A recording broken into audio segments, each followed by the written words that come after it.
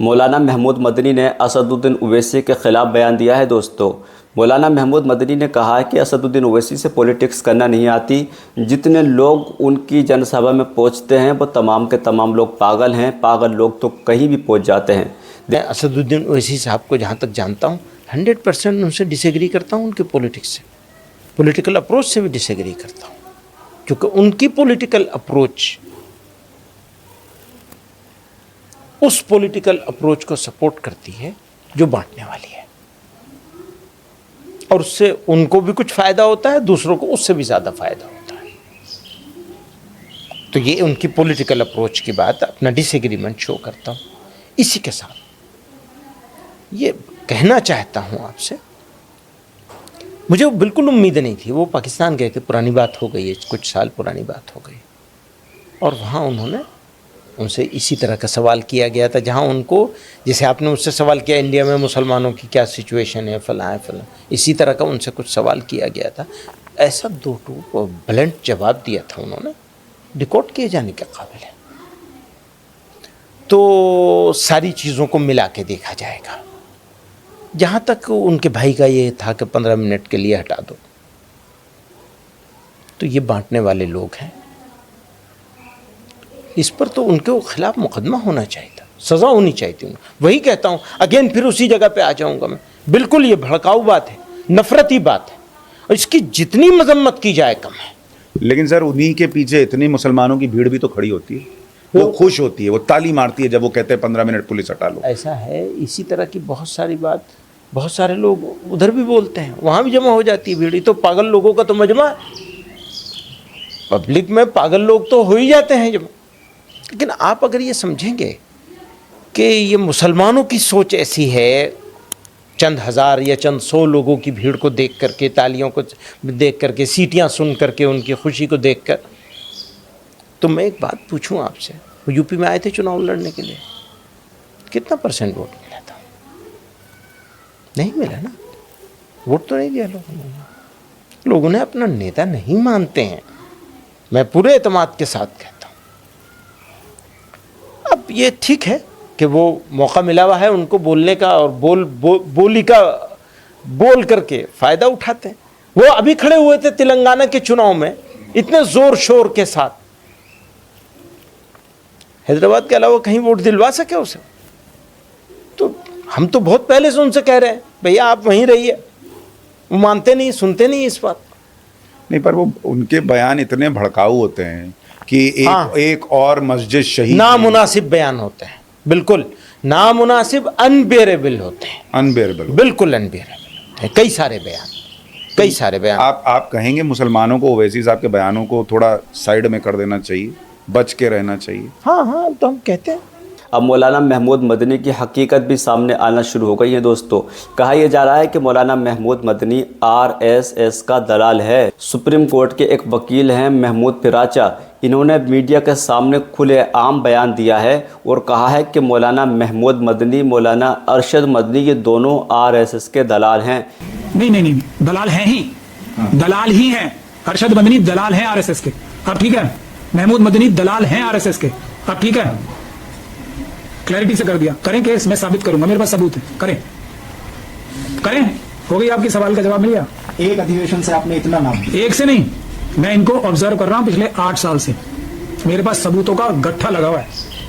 गट्ठा मतलब पूरा कमरा भर जाएगा, इतने सबूत है मेरे पास। करें ना हिम्मत, करें डिफेमेशन का केस। अरशद मदनी, महमूद मदनी करें। ये दोनों दलाल हैं RSS के, और बाकी भी बहुत सारे दलाल हैं, लेकिन आज इन दोनों का ही बताना जरूरी है। सर, ये मदनी भतीजा और चाचा, इनकी जोड़ी और जमाते उलमा है हिंद, दोनों के सिद्धांत अलग हैं या उसी हिसाब से चला रहे हैं? देखिए, सिद्धांत तो इनके इतने अच्छे हैं जिसका आप और हम शायद अंदाजा भी नहीं लगा सकते, लेकिन ये अपने सिद्धांतों से हटके RSS की दलाली कर रहे हैं। ये है, इनके बुजुर्गों ने कुर्बानियां दी हैं, ये अपने बुजुर्गों की कुर्बानियों का एक तरीके से, जो कहते हैं ना, सूद वसूल कर रहे हैं।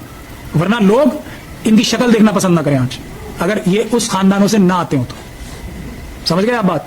ये है, ये जो कहते हैं, जो मनुवाद की जो साम दाम दंड भेद जो है ना, ये वो उसका जीता जागता नमूना है। जो ये कहते हैं, जो ये नजर आते हैं, वो ये नहीं है। मौलाना महमूद मदनी के इस बयान के बाद इम्तियाज़ जलील का जो बयान आया है, जो उन्होंने जवाब दिया है दोस्तों, वो भी सुनने के लायक है।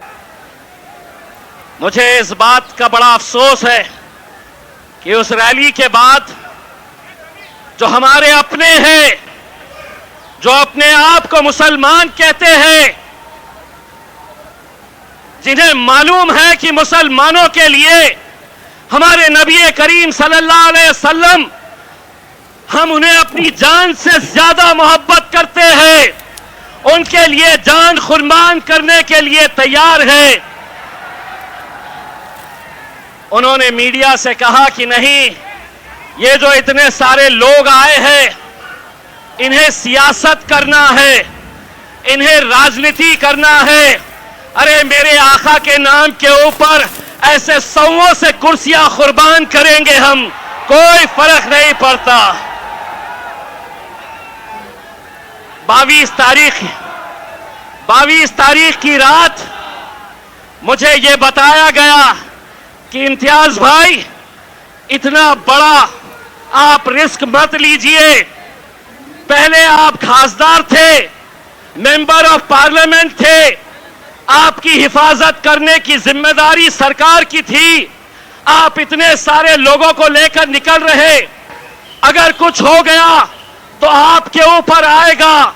मैंने कहा, ये जितने लोग चल रहे हैं, ये सिर्फ एक आवाज के ऊपर चल रहे हैं, और वो आवाज यही है कि तेरा मेरा रिश्ता क्या,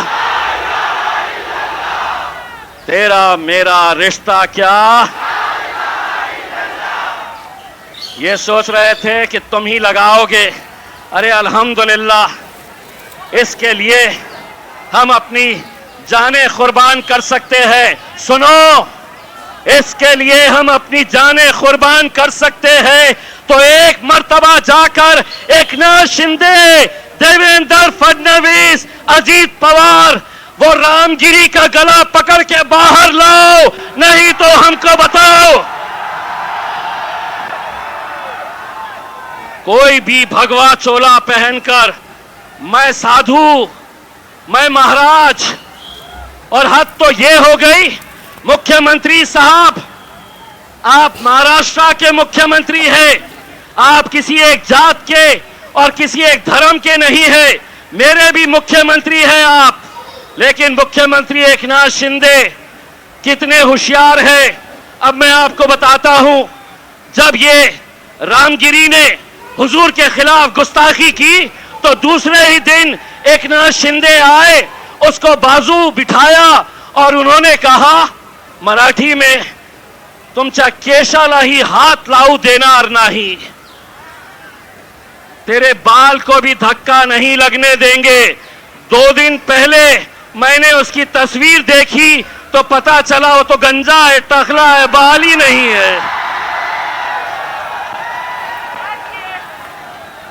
आप गौर से उसकी तस्वीर देखो, टखले को बोल रहे तेरे बाल को भी धक्का नहीं लगने देंगे। वाह,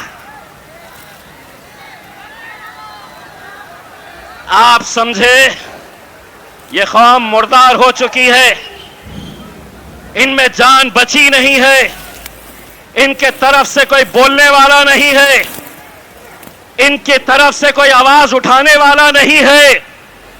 अरे हमने तो सिर्फ एक छोटी सी झलक दिखाए।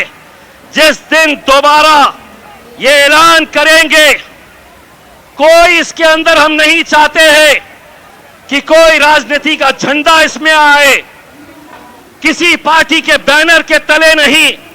लेकिन मैं इस महाराष्ट्र के और इस मुल्क के मुसलमानों से हाथ जोड़कर यह अपील करना चाहता हूं, कब तक हम इस तरह बटे रहेंगे? अगर आज इस हद तक बात पहुंच चुकी है कि हमारे नबी के खिलाफ भी अगर गुस्ताखी खुलेआम हो रही है और हम अलग अलग उसमें बटे हुए हैं, मेरे भाइयों, एक बार बाहैसियत मुसलमान हमको एक ताकत बनकर खड़े रहना है।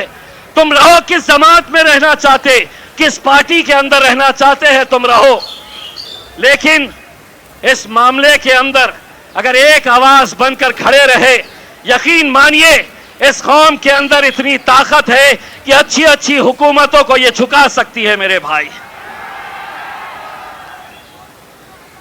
हमसे हमारे दूसरे गैर कौम के लोग पूछते हैं कि आखिर आपके मोहम्मद पैगंबर मुस्तफ़ा सल्लल्लाहु अलैहि वसल्लम आपके लिए क्या मायने रखते हैं, तो मैं उनसे सिर्फ यही कहता हूं, हमने आंखों से देखा नहीं है मगर हमने आंखों से देखा नहीं है मगर उनकी तस्वीर सीने में बसाए हुए है। हमने आंखों से देखा नहीं है मगर उनकी तस्वीर सीने में बसाए हुए है। मेरे भाई, उस पर कार्रवाई नहीं हुई इस रामगिरी के ऊपर, तो महाराष्ट्र के छोटे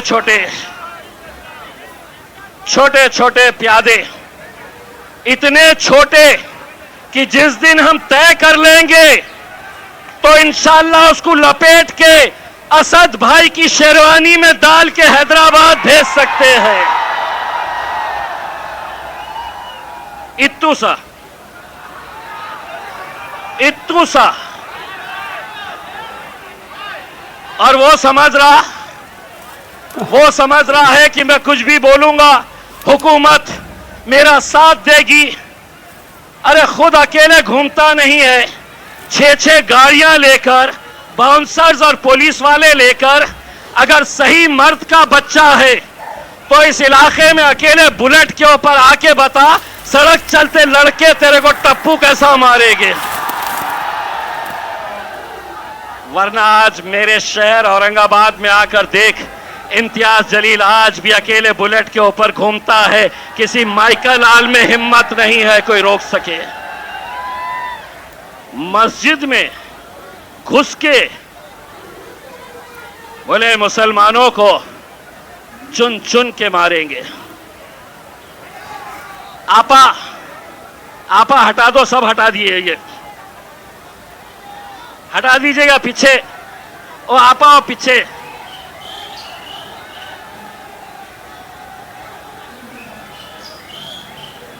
चलिए कौम के नाम के ऊपर थोड़ा भीग जाया जाए, कोई फर्क नहीं पड़ता है उसमें। तो इस तरह के बयानात होने के बावजूद भी मैं आज हुकूमत से यह सवाल कर रहा हूं, क्या इस तरह का बयान अगर हमारे मुंह से, हमारी जबान से निकलता तो शायद ये ग्राउंड छोड़ने से पहले खाकी वर्दी वाले आके हमारे सामने खड़े हो जाते। चलिए आप पे केस हो गया, चलिए आपको पुलिस लेने के लिए आई है। हम यही कहना चाहते हैं कि सियासत के अंदर अगर आप इतने घटिया तरीके के ऊपर आ गए हैं सिर्फ अपने राजनीतिक मफाद की खातिर, ये मुल्क हमारा है, ये मुल्क आपका है, हिंदू मुस्लिम सभी लोग एक साथ मिलकर रहते हैं, यही हमारी खूबसूरती है इस मुल्क की। लेकिन सिर्फ उस सियासी कुर्सी पर बैठने के लिए अगर आप इस तरह की घटिया राजनीति करेंगे, कुछ भी कहेंगे, कुछ भी बोलेंगे और आप ये समझेंगे कि हमें सुनना है, हम सिर्फ सुनने का काम करेंगे, तो एक बात फिर से सुन लो, एकनाथ शिंदे साहब, देवेंद्र फडणवीस जी, अजीत पवार, शरद पवार, उद्धव ठाकरे, नाना पटोले और पिल्लो,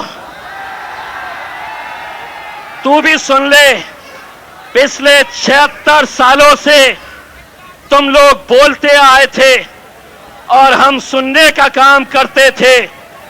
अब मजलिस आई है, अब हम बोलेंगे और तुम्हारे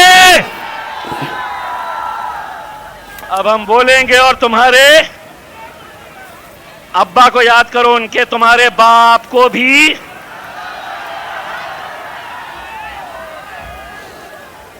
अब हम बोलेंगे और तुम्हारे, अबे सुनाओ उनको।